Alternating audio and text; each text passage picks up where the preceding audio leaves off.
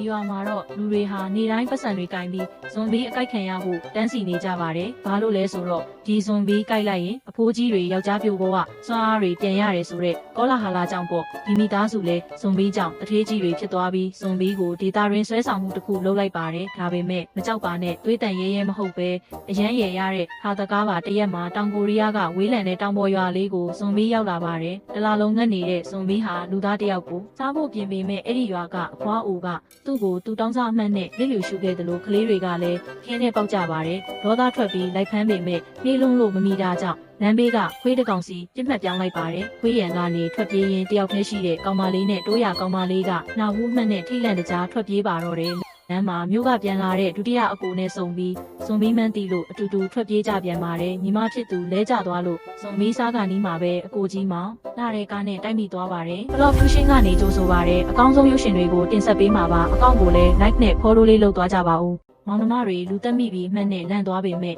ဇွန်ဘီကဘာတန်ရာမှမရပဲထလာပြီးနောက်ကခွေးထက်လိုက်လို့ဆက်ပြေးရပြန်ပါတယ်။ဇွန်ဘီဟာအပြင်အိမ်သားတဲ့ပုံနေတုံးအိမ်သားလာတက်တဲ့အဖိုးအိုကသူ့ကိုရိုက်နှက်တာကြောင့်ဗီဇတိုင်းအဖိုးအိုကောင်းကိုကိုက်ပြီးထွက်ပြေးခဲ့ပါတယ်။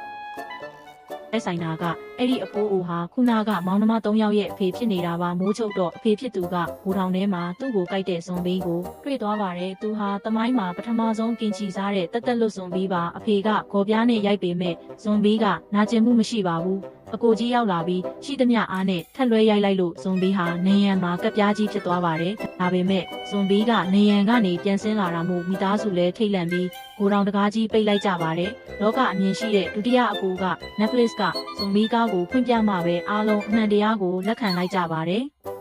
ရုပ်ရှင်တွေကအတိုင်းအကိုက်ခံရရင်ဗီဇပြောင်းမယ်ဆိုလို့အားလုံးအဖေနာကနောက်ဆုတ်သွားပြီးအကိုကြီးဇနီးကအဖေဖြစ်သူကိုကားထဲမှာတီးတန့်ပိတ်ထားလိုက်ပါတယ်ဒါပေမဲ့ဖေကမိုးပေါက်ကနေခိုးထွက်ပြီးအိမ်ထဲကသမင်းဆောက်ပွဲမှာအေးဆေးထိုင်နေခဲ့ပါပြီဖေကတင်ပေါ်မှာလှဲနေတုန်းခန္ဓာကိုယ်ကတကယ်ပဲပြောင်းလဲလာပါတယ်အသက်20အရွယ်ကလေးစွမ်းရည်တွေပြန်ရလာပြီးသပင်ဖြူတွေလည်းအနက်ရောင်လုံးဝပြောင်းသွားတာပါအဖေဟာအများသုံးအိမ်သားမှာသွားကြွားရာကနေပတ်စံရှာဖို့စီမံကိန်းကြီးကောင်းနေပေါ်လာပါတော့တယ်တစ်ဖက်မှာလည်းညီမဖြစ်သူကဇွန်ဘီကိုဂယူးဆိုင်ပြီးဆော့ဆန်းထားတဲ့ဘုံလာထုတ်ကျွေးပေမဲ့သားရခတ်နေပါတယ်ပါဇက်ဖြဲကြီးမှအမေကလူတွေကိုလိုက်ကင်မှာကြောက်လို့သွားတွေအကုန်လုံးပစ်ထားမှန်းတိလိုက်ရပါတယ်သွားမရှိရင်အစီအစဉ်ပြတ်မှာမို့လို့ဖေဟာရွာကအသက်ကြီးဆုံးအဖိုးကြီးရဲ့သွားတူကိုယူပြီးဇွန်ဘီကိုတက်ပေးလိုက်ပါတယ်ဖေဟာရွာကအဖိုးဟိုတွေကိုစုပြီးစမ်းတက်ရအကိုက်ခံရတဲ့အဖိုးဟိုဟာတညာတဲ့နဲ့တွတ်တွတ်လက်လက်လမ်းလျှောက်နိုင်သွားပါတယ်ကြံတဲ့သူတွေလည်းလုံးဝယုံကြည်သွားပြီးပတ်စံအထုပ်လိုက်ကင်ကဗန်းစီကြပါတော့တဲ့တင်းကတောမီပမာပြန်သွားလို့အိမ်နီးနားကြီးရွာကလူတွေပါအပြေးလွှားလာကြပါတယ်ဒီလိုနဲ့မိသားစုဟာတညာတဲ့နဲ့အချမ်းသာဆုံးဖြစ်သွားပြီး